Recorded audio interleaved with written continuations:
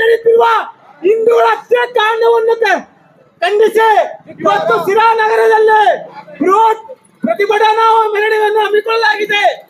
ಆದ್ದರಿಂದ ಸಮಸ್ತ ಹಿಂದೂ ಬಾಂಧವರು ಹೆಚ್ಚಿನ ಸಂಖ್ಯೆಯಲ್ಲಿ ಆಗಮಿಸಿ ಬಾಂಗ್ಲಾದೇಶದ ನಮ್ಮ ಸೋದರರ ರಕ್ಷಣೆಗೆ ಆಗಬೇಕಾಗಿರುವಂತೆ ತಮ್ಮಲ್ಲಿ ವಿನಂತಿ.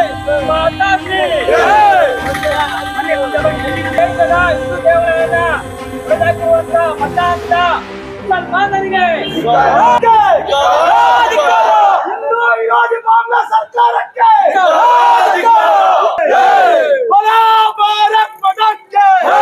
ಹಿಂದೂ ವಿರೋಧಿ ಬಾಂಗ್ಲಾ ಸರ್ಕಾರಕ್ಕೆ ಹಿಂದೂ ವಿರೋಧಿ ಬಾಂಗ್ಲಾ ಸರ್ಕಾರಕ್ಕೆ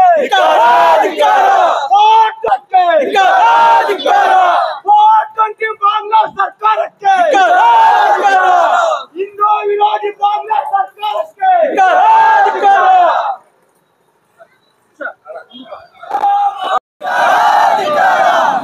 ಹಿಂದೂ ವಿರೋಧಿ ಬಾಂಗ್ಲಾ ಸರ್ಕಾರಕ್ಕೆ ತೊಲಗಲಿ ತೊಲಗಲಿ ತೊಲಗಲಿ ತೊಲಗಲಿ.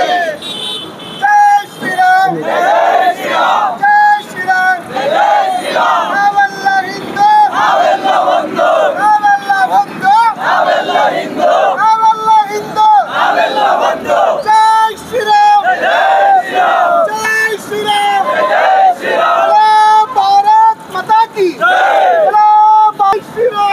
ಹಿಂದೂಗಳ ದೌರ್ಜನ್ಯ ನಡೀತಾ ಇದೆ. ಅದು ಇಡೀ ಜಗತ್ತಿನಲ್ಲಿ ಎಲ್ಲ ದೇಶಗಳಲ್ಲೂ ಕೂಡ ಇದರ ಪ್ರಭಾವವನ್ನು ನಾವು ಕಾಣಲಿಕ್ಕೆ ಸಿಗ್ತಾ ಇದೆ.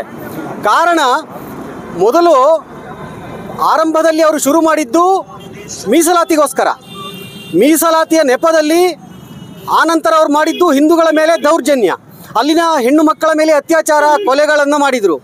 ಆ ನಂತರದ ದಿನಗಳಲ್ಲಿ ಅವರು ಶುರು ಮಾಡಿದರು ಏನು ಬಾಂಗ್ಲಾದೇಶದ ಪ್ರಧಾನಿ ಹಸೀನಾ ಇದ್ದರು, ಅವರು ಭಾರತಕ್ಕೆ ಬಂದ ನಂತರ ಇವರ ಆಕ್ರೋಶ ಆವೇಶಗಳು ಮತ್ತಷ್ಟು ಶುರುವಾಯಿತು. ಆನಂತರ ಹಿಂದೂಗಳನ್ನು ಟಾರ್ಗೆಟ್ ಮಾಡಿದ್ದಲ್ಲದೆ ಅವರ ಮನೆಗಳನ್ನು ಬೆಂಕಿಗಳನ್ನು ಹಾಕಿ ಸುಟ್ಟರು. ಮತ್ತು ಎಂತೆಂಥವ್ರನ್ನ ಸುಟ್ಟರು ಅಂತ ಕೇಳಿದ್ರೆ ಅಲ್ಲಿಯ ಪತ್ರಕರ್ತರನ್ನು ಬಿಡಲಿಲ್ಲ, ಹಿಂದೂಗಳನ್ನು ಒಂದು ರೀತಿಯ ಉದ್ಯಮಿಗಳನ್ನು ಕೂಡ ಬಿಡಲಿಲ್ಲ. ಎಲ್ಲ ರೀತಿಯಲ್ಲೂ ಕೂಡ ಅವರು ದಮನವನ್ನು ಮಾಡ್ತಾನೇ ಬಂದರು. ಜೊತೆಗೆ ಇವರು ಚಿನ್ಮಯ ಕೃಷ್ಣದಾಸ್, ಏನು ನಾವು ಇಸ್ಕಾನ್ ಸಂಸ್ಥೆ ಅಂತ ಹೇಳ್ತೀವಿ, ಅವರ ಚಿನ್ಮಯ ಕೃಷ್ಣದಾಸರ ಸಹಚರನ್ನು ಕೂಡ ಬಂಧನ ಮಾಡಿದರು. ಅದಕ್ಕೆ ಕಾರಣವನ್ನು ಕೊಟ್ಟಿದ್ದೇನು, ಮೂಲಭೂತವಾದಿಗಳು ಅಂತ. ಹಿಂದೂ ಮೂಲಭೂತವಾದಿಗಳಿಗೆ ಆಗ್ಲಿಕ್ಕೆ ಸಾಧ್ಯವೇ ಇಲ್ಲ. ಹಾಗಾಗಿ ಇವತ್ತು ಏನು ನಡೀತಾ ಇದೆ ಬಾಂಗ್ಲಾದೇಶದಲ್ಲಿ ಅದು ನಿಲ್ಲಬೇಕು. ಈ ದಮನ ನೀತಿಯನ್ನು ಖಂಡಿಸ್ತಾ ಇದ್ದೀವಿ ಮತ್ತು ನಮ್ಮ ಪ್ರಧಾನಿಗಳಿಗೆ ನಾವು ಆಗ್ರಹ ಮಾಡ್ತಾ ಇದ್ದೀವಿ. ಇದನ್ನು ತಡೆಗಟ್ಟಬೇಕು, ಅಲ್ಲಿಯ ಹಿಂದೂಗಳಿಗೆ ಭದ್ರತೆ ಸಿಗಬೇಕು, ಅಲ್ಲಿಯ ಹಿಂದೂಗಳಿಗೆ ನ್ಯಾಯ ಸಿಗಬೇಕು ಅಂತ ಹೇಳಿ ನಾವು ಈ ಮೂಲಕ ಆಗ್ರಹ ಪಡಿಸ್ತಾ ಇದ್ದೀವಿ.